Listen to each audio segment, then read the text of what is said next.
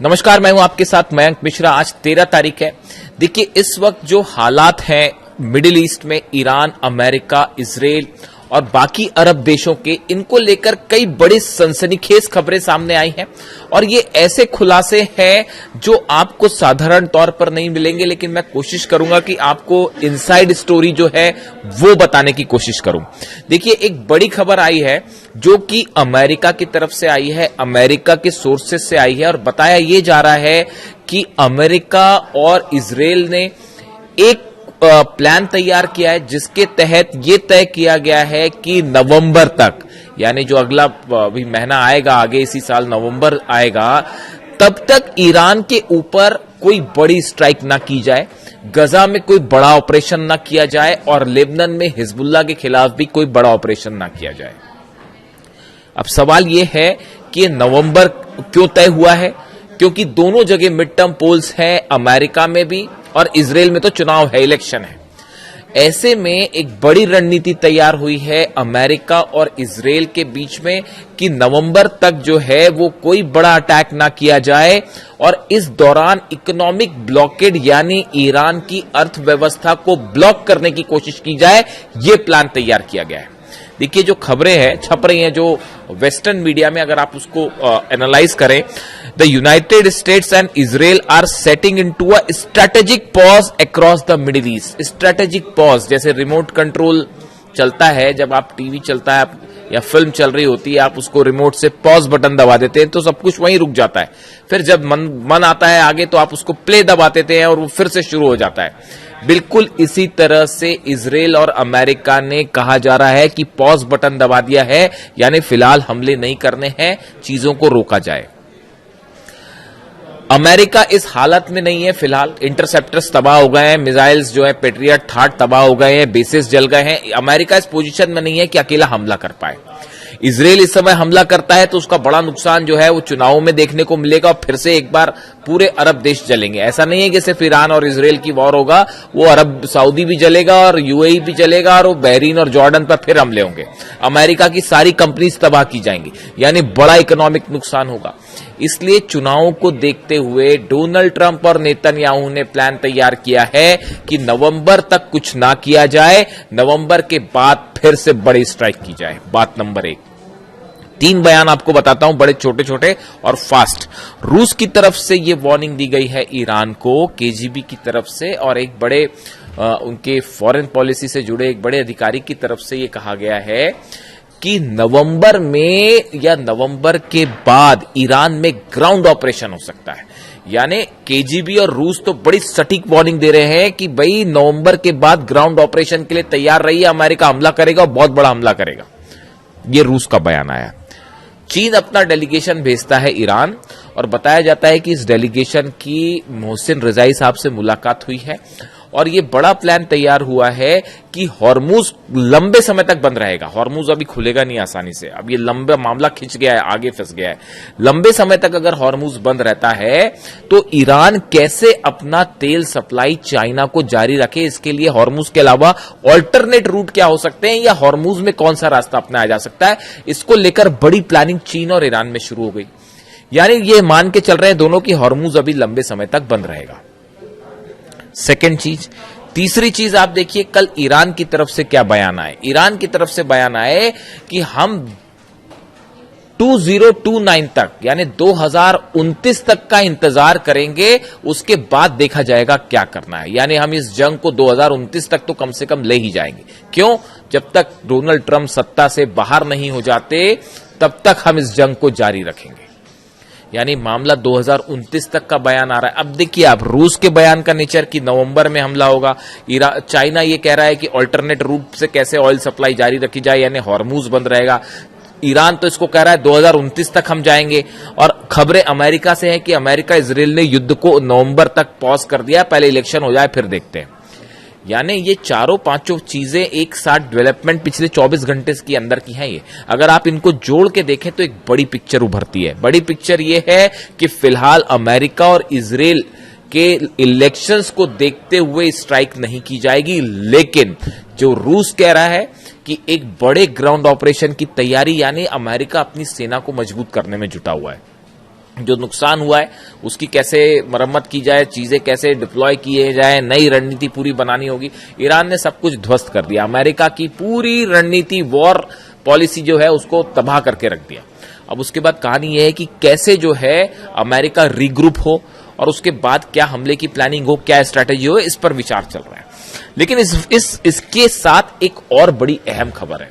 देखिए, ऐसा बताया जा रहा है, जो कि तमाम डिफेंस सोर्सेस में, सर्कल्स में ये खबरें हैं। दो तरह की खबरें होती है, एक तो होती है जो अखबारों में छप गई, मिडिल ईस्ट के अखबार छाप रहे हैं, न्यूज एजेंसी छाप रही हैं, इजराइल के अखबार छाप रहे हैं, या अमेरिका में जो है खबरें आप तक आती है, एनालिसिस होती है, दर्शकों तक आता है और वो खबरों के रूप में लिया जाता है। लेकिन एक होते हैं डिफेंस थिंक टैंक्स, जो कि हर घटना के पीछे की सच्चाई समझने की और सामने लाने की कोशिश करते हैं। तो ये जो थिंक टैंक्स हैं, जो कि अमेरिका से जुड़े हैं, इजराइल से जुड़े हैं, ईरान से जुड़े हैं, जो कि सब हालात पर नजर रखते हैं, इनमें एक नई चीज की चर्चा हो रही है और वो चर्चा ये है, देखिए, अमेरिका ने नेटो के साथ मिलकर एक एलाइड फोर्सेस बनाई थी। ये बात है 1999 की, और अमेरिका ने अपनी इस एलाइड फोर्सेस के साथ मिलके सर्बिया में ऑपरेशन चलाया था, कोसोवो में ऑपरेशन चलाया था, और तत्कालीन जो यूगोस्लाव राष्ट्रपति थे मिलोसेविच, इनके खिलाफ एक्शंस लिए गए थे। कोसोवो से इनकी सेना वापस आई थी। उस समय जो एलाइड फोर्सेस बनाई गई थी, देखिए आप इसका थोड़ा सा जिक्र करना जरूरी है क्योंकि ईरान वॉर से जुड़ रहा है मामला। अमेरिका ने सीधे तौर पर कोसोवो पर कभी हमला नहीं किया। इसके विपरीत 1999 में अमेरिका ने नाटो सहयोगियों के साथ मिलकर सर्बिया के खिलाफ सैन्य अभियान चलाया था, और जो राष्ट्रपति थे मिलोसेविच, उनकी नीतियों के खिलाफ ये था। कोसोवो में अमेरिका और नाटो के सहयोगी के द्वारा चलाया गया ऑपरेशन एलाइड फोर्स इसका नाम रखा गया था। 24 मार्च 1999 से 10 जून 1999 तक चला। 78 दिनों का यह बड़ा सैन्य हवाई हमला था। यह अभियान यूगोस्लाविया के राष्ट्रपति स्लोबोदान मिलोसेविच की सर्बियाई सेना द्वारा कोसोवो में जो वो जिस तरह से उन्होंने कब्जा करने की कोशिश की है, वहां पर जो अपना प्रभाव जमाने की कोशिश कर रहे थे, इसके खिलाफ यह ऑपरेशन था।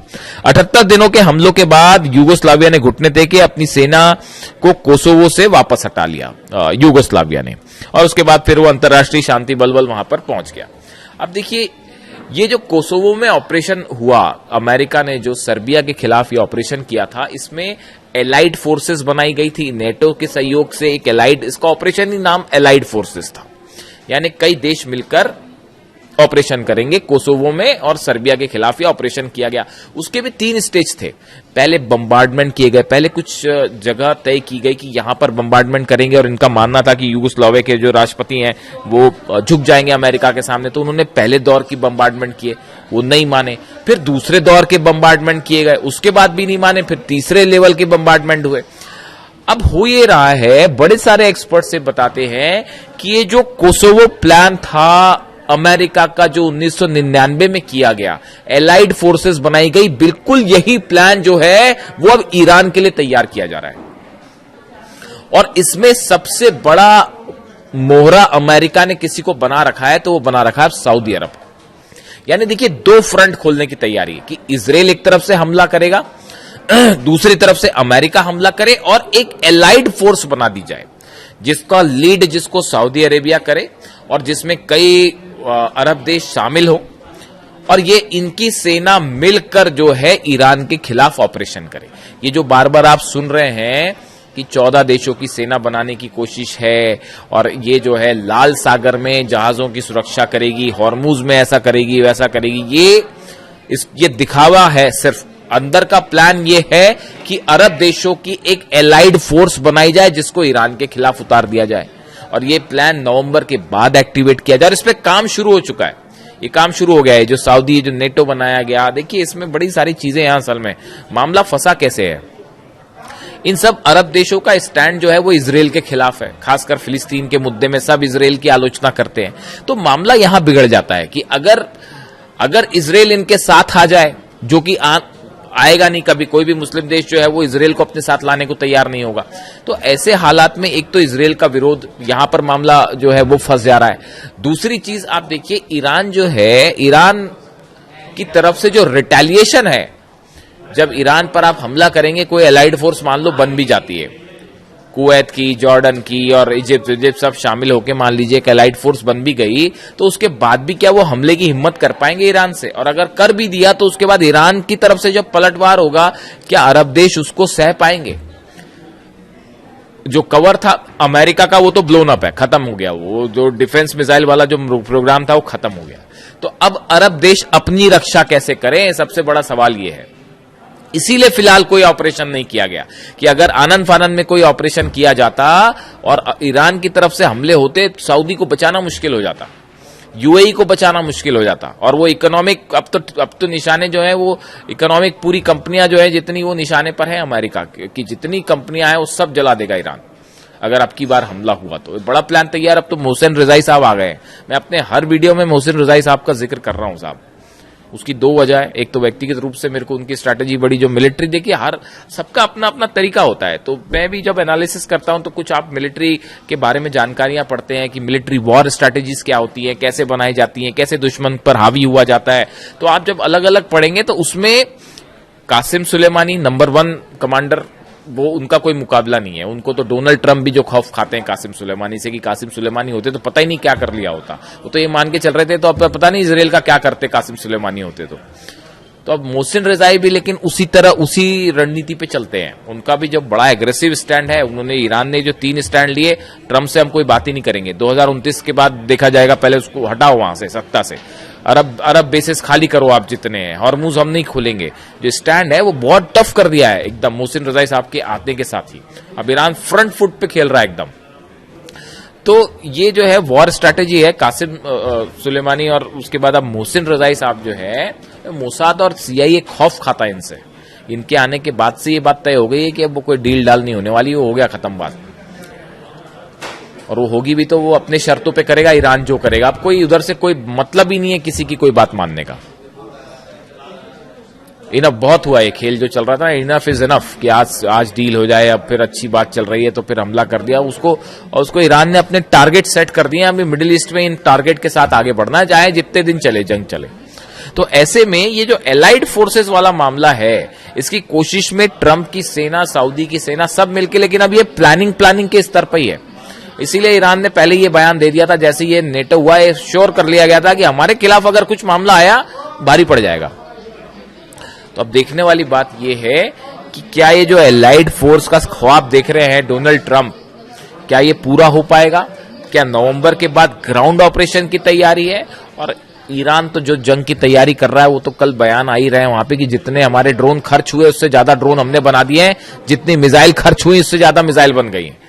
और ट्रंप की सेना यही अंदाज लगा के बैठी कि कब मिसाइल खत्म होगी तो हम कुछ करेंगे। वो 5 महीने से यही कोशिश करते रहे कि जो है ईरान की मिसाइल्स खत्म कर दे। वो 5 महीने से कोशिश चल रही थी उनकी। ईरान कह रहा है कि जितनी खर्च हुई उससे ज्यादा तो हमने बना डाली।